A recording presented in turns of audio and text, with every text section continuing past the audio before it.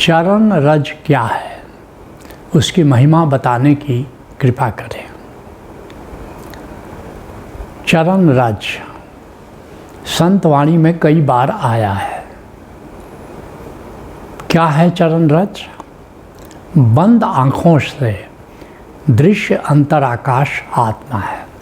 आत्मा की सरलतम परिभाषा है कि जब आंखें बंद कर लेते हो तो जो भीतर शून्यता दिखती है, जो अंतराकाश दिखता है,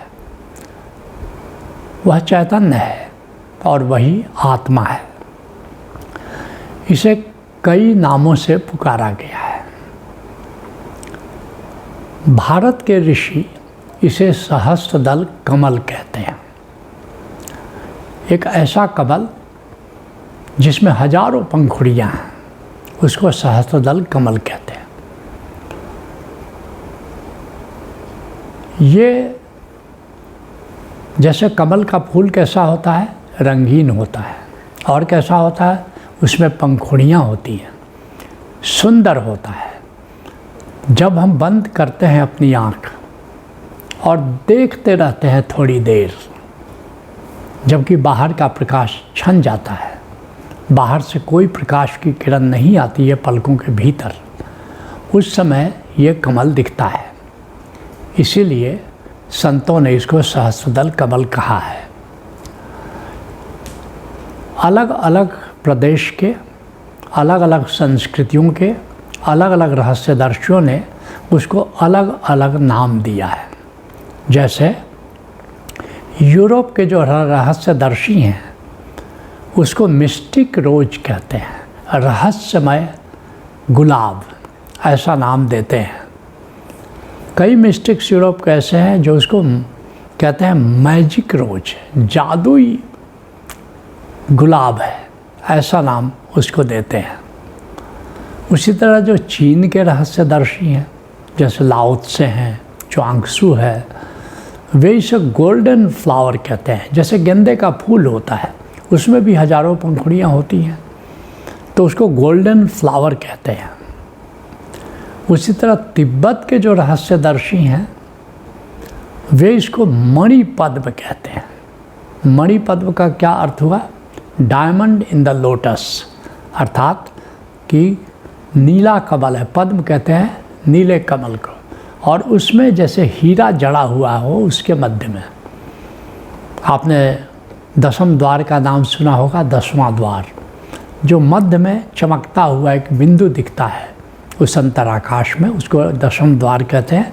उसी को तिब्बत के जो रहस्यदर्शी हैं उसको कहते हैं मणि। और मणि पद्म का क्या अर्थ हुआ?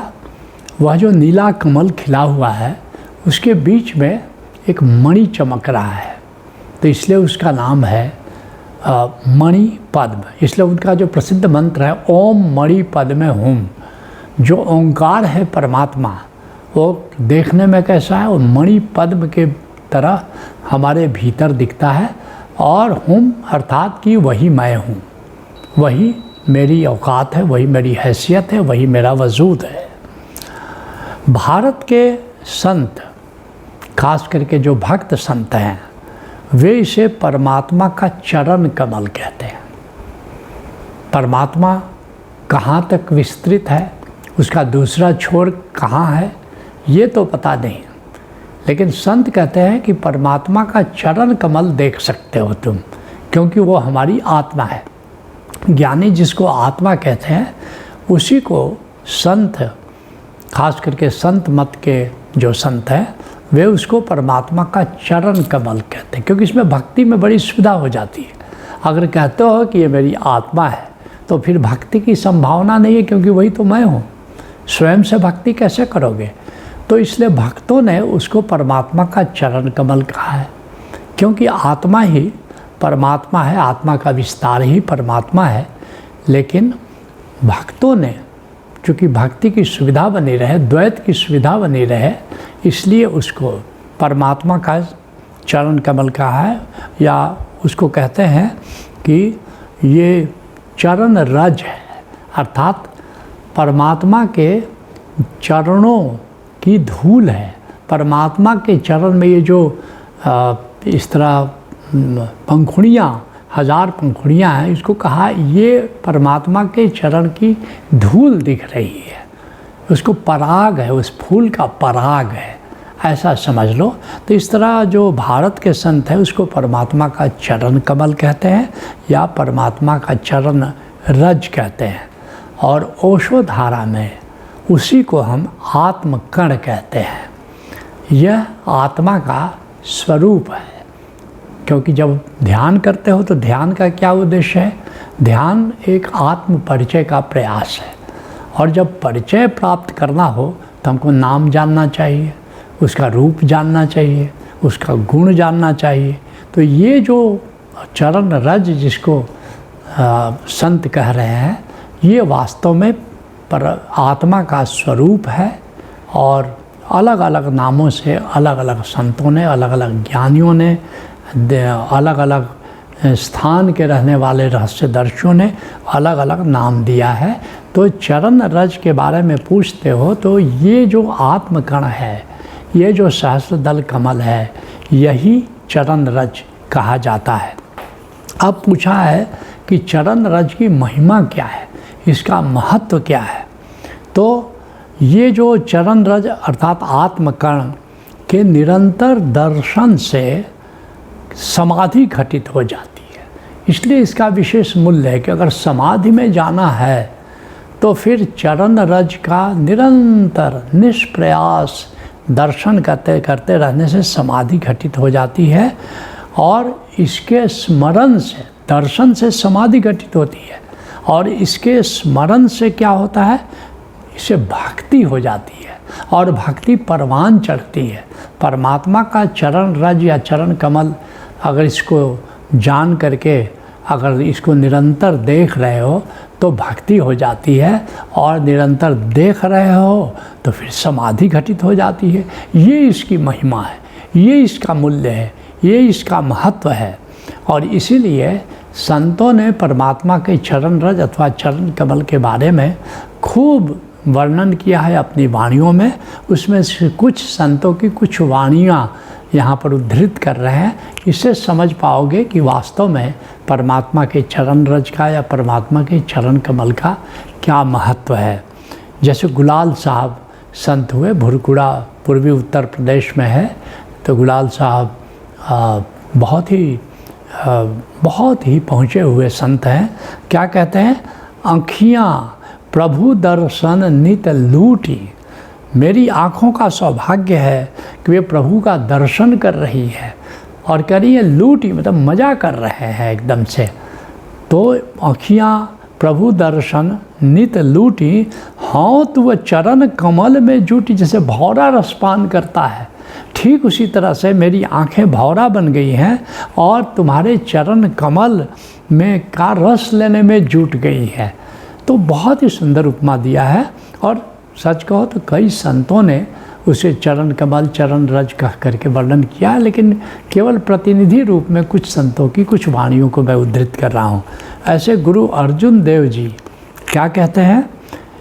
चरण कमल बसाई हृदय। ये जो चरण कमल है, इसको मैंने अपने हृदय में, अपने निराकार, देखो संत जब हृदय कहते हैं तो उसका अर्थ होता है निराकार। कहते हैं कि चरण कमल बसाई हृदय एक शिव लिव लाई, कहते मैंने हृदय में बसा लिया है, और उसी एक से कहते उसे मैंने लौ लगा लिया है। लौ लगाना मतलब जिसके प्रति प्रेम हो गया है तुम्हारा, निरंतर जिसकी याद में तुम जीते हो, जिसकी विरह में जीते हो, जिसके प्रेम में जीते हो, और लौ लग गया मतलब घूम फिर करके बस याद वहीं पहुंच जाती है, ध्यान उसी में अटक जाता है, उसके बिना जीना मुश्किल हो जाता है। तो उसको कहते हैं लौ लगना, मतलब मगन हो जाना। उसी तरह से गुरु अर्जुन देव जी अन्यत्र कहते हैं कि चरण कमल जप सागर तरया। उस चरण कमल के निरंतर स्मरण से क्या हुआ? मैंने भव सागर पार कर लिया। और याद रखना, ये भव सागर कहीं बाहर भौगोलिक स्थान नहीं है, ये हमारा जो अंतर जगत है, अंतर आकाश का ऊपरी लेयर कह सकते हो, अंतर जगत है जो विचारों का, भावों का जगत है। और मृत्यु की बेला में हम यहीं अटक जाते हैं, क्योंकि नाना प्रकार के विचार चलते हैं, नाना प्रकार के भाव उठते हैं कि पता नहीं क्या होगा, मेरे बाद मेरे धन का क्या होगा, मेरे बाद मेरे परिवार का क्या होगा। तो ये नाना प्रकार के विचार और नाना प्रकार के भाव हमें अटका देते हैं और नाना प्रकार की कामनाएं उस समय आ जाती हैं जो हमको मुक्ति में बाधा का काम करती हैं। लेकिन कह रहे कि अगर इस चरण कमल की याद करते हुए अगर तुम अपना शरीर छोड़ते हो तो वो अंतर जगत में भाव और विचार नहीं उठते और मुक्त हो जाते हो। तो उसी बात की ओर इशारा कर रहे हैं कि चरण कमल जप सागर तरे। और ऐसा नहीं कि मृत्यु की बेला सोचोगे कि मृत्यु की बेला में कर लेंगे, नहीं, ये जीते जी मुक्त होना होगा। जो जीते जी मुक्त हुआ वही मृत्यु की बेला में मुक्त हो सकता है। इसलिए इसका अभ्यास पहले ही करना होगा। इसी अभ्यास का नाम साधना है। उसी की बात कर रहे हैं कि चरण कमल जप सागर तरेया अभव जल उतरे पारा। मैं इस तरह चरण कमल की याद करते हुए चरण कमल से हमने प्रेम किया और फिर क्या हुआ, मैं इस भव सागर को अर्थात अंतर जगत की बाधा को हमने पार कर लिया और मैं भव सागर को तैर लिया अर्थात भव सागर को पार कर लिया। ऐसे ही गुरु अर्जुन देव जी अन्यत्र कहते हैं कि मेरा सुंदर स्वामी जी हाँ चरण कमल पग छारा। कहते हैं कि मेरा जो गोविंद है, मेरा जो प्रभु है, कितना सुंदर है। यह जो दर्शन कर रहे हैं, किसका दर्शन कर रहे हैं, वो चरण कमल का दर्शन कर रहे हैं। और कहते हैं चरण कमल इतना सुंदर है तो मेरा स्वामी, मेरा प्रभु, मेरा गोविंद कितना सुंदर है। कहते हैं मेरे सुंदर स्वामी जी हाँ चरण कमल पग छाड़ा। मैं तो तुम्हारे चरण कमलों की धूल हूँ, क्योंकि प्रकारांतर से कह रहे हैं कि मैं ही हूँ, ये मैं ही आत्मा हूँ, मैं ही चरण कमल हूँ और चरण कमल प्रभु का है, मैं पराग हूँ। ऐसी उपमा दे रहे, थोड़ा द्वैत बना रहे हैं। देखो बड़ी मज़ेदार बात है कि संत जानते हैं, ऐसा नहीं कि नहीं जानते, वो जानते हैं कि आत्मा ही परमात्मा है, लेकिन वो प्रेम की सुविधा बनी रहे, भक्ति की सुविधा बनी रहे, इसलिए थोड़ा सा द्वैत किसी न किसी बहाने वो क्रिएट कर रहे हैं। जैसे अर्जुन देव जी के देखो क्या खूब कहा कि चरण कमल तो तुम्हारे पाँव है, लेकिन मैं उसमें पराग की तरह हूँ, मैं लिपटा हुआ हूँ तुमसे। तो बहुत ही सुंदर बात कर रहे हैं, सुंदर ढंग से कर रहे हैं। मेरा सुंदर स्वामी जी हाँ चरण कमल पग छाड़ा, हाँ विषम भाई जी हरि दर्शन देख पा रहे। कहते मैं तो विस्मित हूँ, कितना सुंदर हो तुम, कितने मनमोहक हो तुम, कितने प्रेमल हो तुम। मैं तो विस्मित हो गया दर्शन करके। और हरि दर्शन देख पारा, और इसका कोई पारावार नहीं है, मेरे प्रेम का पारावार नहीं है, तुम्हारे सौंदर्य का पारावार नहीं है।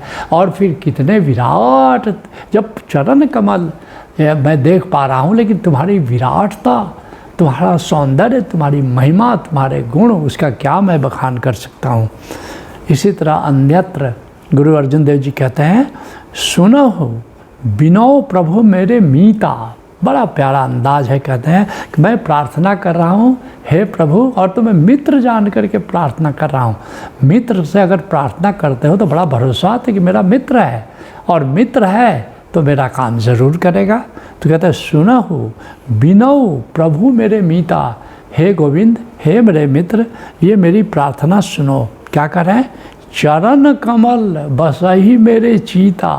तुम्हारा जो चरण कमल है मेरे हृदय में निरंतर वास करे, निरंतर मेरे हृदय में, मेरे निराकार, मेरे अंतर आकाश में विराजमान रहे, ताकि दर्शन की सुविधा मुझे हमेशा बनी रहे। उसी तरह चरणदास संत हुए, दिल्ली के संत हुए, जिनकी शिष्या सहजो है, दया है, जो बहुत ही सुंदर परंपरा है चरणदास की। कहते हैं स्वर्ग फलान की मोहिन आशा। कहते हैं गोविंद, हे प्रभु, मुझे स्वर्ग नहीं चाहिए, तो क्या आशा है, ना बैकुंठ, मुझे बैकुंठ भी नहीं चाहिए, क्योंकि उनको पता है, सभी संतों को पता है कि जब आत्म तृप्ति हो जाती है, जब मोक्ष प्राप्त हो जाता है, तो फिर मृत्यु के बाद बैकुंठ में ऐसी उच्च आत्माओं का निवास होता है। लेकिन चरणदास कहते कि मेरे को नहीं चाहिए, बैकुंठ भी नहीं चाहिए, तो क्या चाहिए? न मोक्ष ही चाहूँ, मोक्ष भी नहीं चाहिए, मुझे मुक्ति नहीं चाहिए। ये सभी भक्तों की करीब करीब ऐसी इच्छा रहती है। संतों ने, भक्तों ने मोक्ष को भी 2 नंबर पर रखा है और भक्ति को 1 नंबर पर रखा है। तो क्या कह रहे हैं? स्वर्ग फलान की मोहि न आशा, ना बैकुंठ ना मोक्ष ही चाहूँ, और चरण कमल के राखो पासा, यह उर माही उमाहूँ। कहते हैं कि अपने चरण कमल के पास रखो, अर्थात तुम्हारे चरण कमलों से मेरी प्रीत बनी रहे, बस यही मेरे भीतर उमंग है। सच कहो तो जो चरण दास कह रहे हैं, हम सब की, तुम सब की यही इच्छा होनी चाहिए। तुम सब जानते हो मोक्ष के सूत्र ओशोधारा में दिए जाते हैं, मुक्ति के सूत्र दिए जाते हैं, और अंत में मैं अपने लोगों से पूछता हूँ, निर्वाण योग में खास करके पूछता हूँ, क्या मुक्ति का सूत्र तुमको मिल गया? निर्वाण का सूत्र तुमको मिल गया? मगर एक बात बताओ, मैं तो फिर आऊँगा, सद्गुरु तो फिर आएंगे, क्योंकि फिर परमात्मा की सृष्टि का मजा लेना है। तो तुम सब आओगे कि नहीं? और सब लोग हाथ उठाते हैं कि बिल्कुल आना है। तो सारे भक्तों की, सारे संतों की करीब करीब यही इच्छा रहती है कि इस तरह परमात्मा के चरण कमलों में प्रीत बनी रहे, क्योंकि यह जो भक्ति है, यह जो प्रीत की रीति है, वो किसी भी मोक्ष और वैकुंठ से कम नहीं है।